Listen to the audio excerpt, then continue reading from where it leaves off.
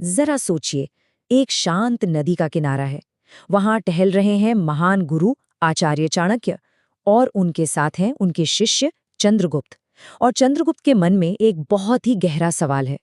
यहीं से एक ऐसी बातचीत शुरू हुई जिसकी सीख आज भी हमारी जिंदगी के लिए बहुत मायने रखती है। तो चलिए आज उसी बातचीत के रहस्यों को समझते हैं। तो चंद्रगुप्त ने एक ऐसा सवाल पूछा जो हम सब कभी न कभी खुद से जरूर पूछते हैं। क्या मन की हर बात कह देने से बोझ सच में कम हो जाता है, या फिर ये किसी नई मुश्किल की शुरुआत है? और आचार्य का जवाब देखिए, वो बिल्कुल सीधा और साफ था। उन्होंने एक बहुत बड़ी सच्चाई की तरफ इशारा किया कि बिना सोचे समझे सब कुछ कह देना समझदारी नहीं, बल्कि एक बहुत बड़ी कमजोरी है। तो बस इसी एक सवाल से विवेक और गोपनीयता पर, मतलब कि क्या कहना है और क्या नहीं, इस पर एक गहरी चर्चा की नींव पड़ गई।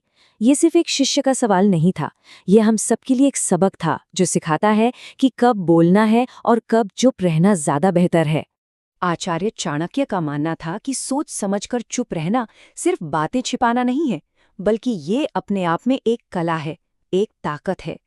जैसे हम अपना कीमती सामान तिजोरी में बंद करके रखते हैं, वैसे ही कुछ बातें दिल में रखना ही समझदारी है। और इसी सोच के साथ चाणक्य ने उन 7 बातों का खुलासा किया जिन्हें हमेशा एक राज बनाए रखना चाहिए। उन्होंने कहा कि अगर इन बातों को छिपा लिया गया तो जिंदगी की आधी से ज्यादा परेशानियां तो पास भी नहीं आएंगी। तो सवाल ये है कि आखिर वो 7 राज हैं क्या?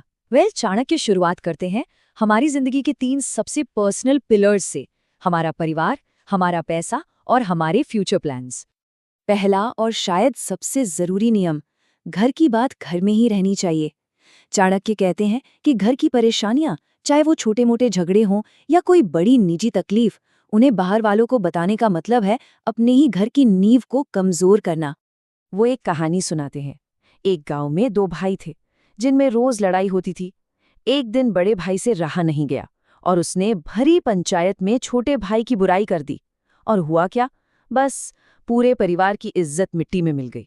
देखिए, दुनिया को हमदर्दी नहीं, मजा चाहिए। वो मरहम नहीं लगाते, बल्कि जख्म पर नमक छिड़कते हैं। चलिए अब आते हैं दूसरे राज पर। ये जुड़ा है पैसे से, धन दौलत से। एक ऐसी चीज जो या तो हमें इज्जत दिलाती है या फिर दूसरों के मन में जलन पैदा करती है। चाणक्य हमें इसे दिखाने के खतरों के बारे में बताते हैं।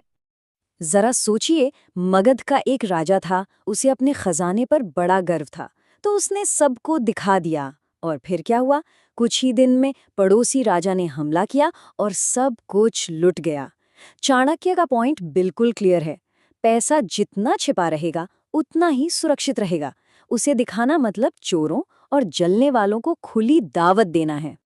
और तीसरा नियम ये है हमारी प्लानिंग के बारे में। चाणक्य सिखाते थे कि अपने इरादों को, अपने प्लान्स को तब तक राज रखो जब तक वो हकीकत न बन जाएं। ये एक बहुत बड़ी स्ट्रैटेजी है।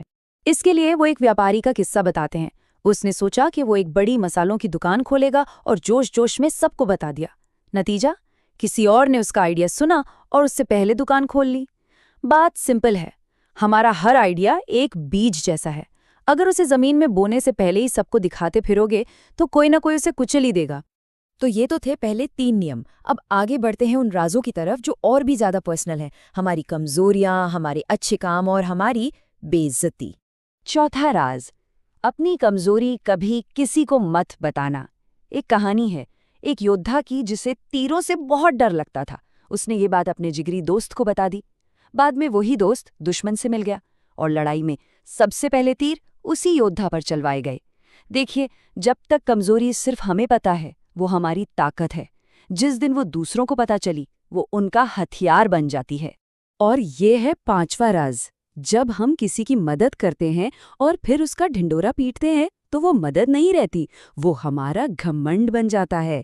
असली नेकी तो उस दिए की तरह है जो चुपचाप अंधेरे में जलता है। उसकी रोशनी एक दिन लौटकर जरूर आती है, चाहे कोई उसे देखे या ना देखे। छठा नियम हमें सिखाता है कि अपनी हार को कैसे डील करना है। चाणक्य साफ कहते हैं, अपनी हार या बेइज्जती के किस्से कभी किसी को मत सुनाओ। ऐसा करना अपने ही जख्मों को बार बार कुरेदने जैसा है।